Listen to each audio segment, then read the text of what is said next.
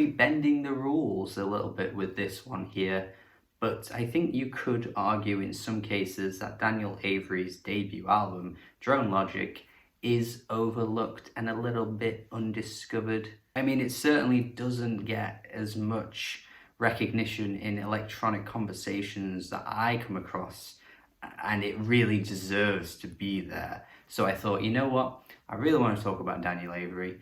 I really want to talk about this album because I think everything he's put out after it just doesn't quite reach the level of this.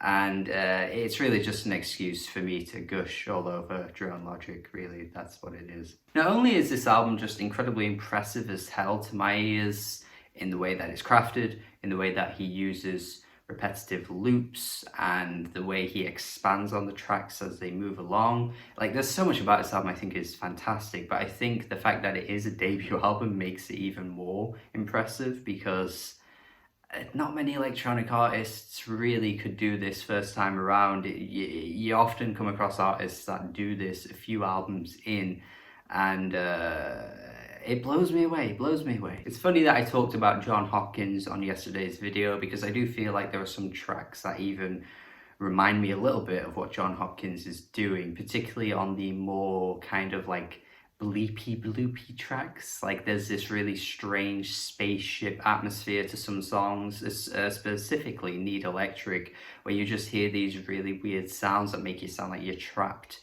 in some kind of spaceship in the middle of nowhere. And that intergalactic nature that I mentioned in the John Hopkins video definitely crops up here as well, that really weird way of putting together these otherworldly sounds and otherworldly imaginative ideas that just transports you to somewhere that you can't quite figure out, and even a place that you can't really say you've ever been to before. I also adore the way he puts together the vocals in this album, like the way that they're chopped sometimes, the way that they're just constantly being repeated over and over again.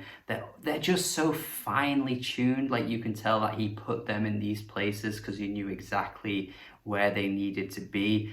And I just love the attention to detail. The way that the repetitiveness of the vocals is just banged into your brain is potentially annoying to some listeners, but I think it just always toes that line and manages to just balance it, you know? It never quite gets grating, and it's just perfectly placed to the point where you just never get bored of how they sound. Even with the overused grooves throughout this album, like on These Nights Never End, it totally reminds me of something that Shinichiro Yokota would do, in the sense that he just uses one idea and repeats it over and over again, and somehow it never gets old. And it's the same with the vocals as well. They're just so hypnotic. And interestingly, for some people that may not know, Kelly Lee Owens contributes some of the vocals on this album too, who put out her debut album in 2017, which is a great one as well. Another highlight for electronic music across the 2010s, in my opinion. Not entirely sure where she is exactly on this album because there's other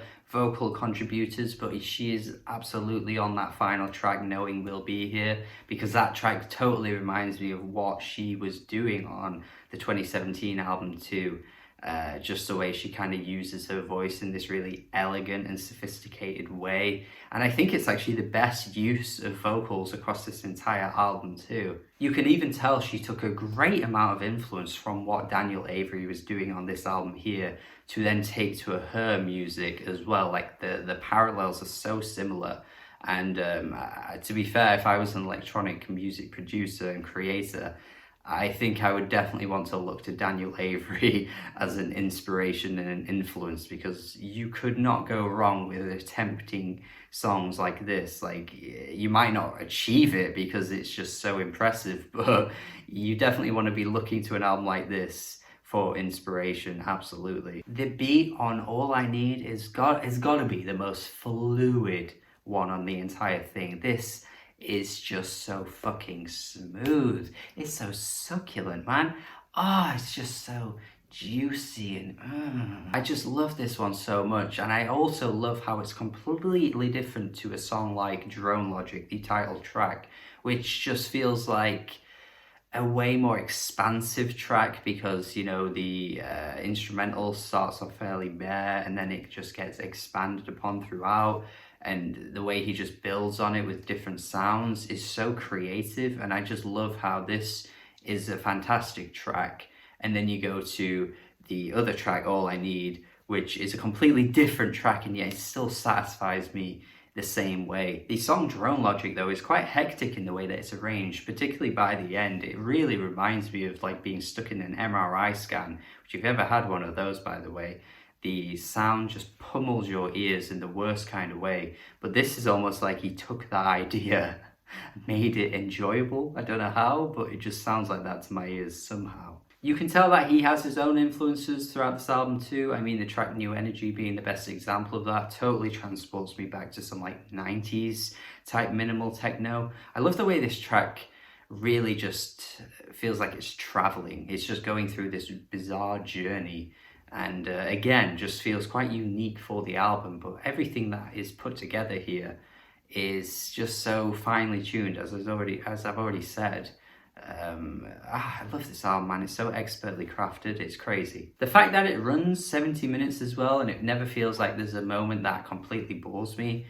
I'm impressed by that. Just some albums that are even shorter than this can bore me quite quickly, but Drone Logic just takes me to new places. He really has a way of putting together tracks in such an inventive way, and it just never wears on me. I'm constantly excited going from track to track, even after many listens later, and that's what an album should do. That's how you craft an album, because Daniel Avery here just creates such a fantastic one, and I feel as though it is a slight undiscovered gem, and you should definitely check it out if you never have. One of the best of the 2010s in my opinion too. And I hope you agree with me on that. Let me know your thoughts in the comments on what you think of this album. If you think there are other albums similar to it that you think I should check out too, that would be fantastic. Let me know your thoughts. Thank you for watching my video. Hopefully you enjoyed it. Have a good day. Subscribe if you haven't already, and goodbye.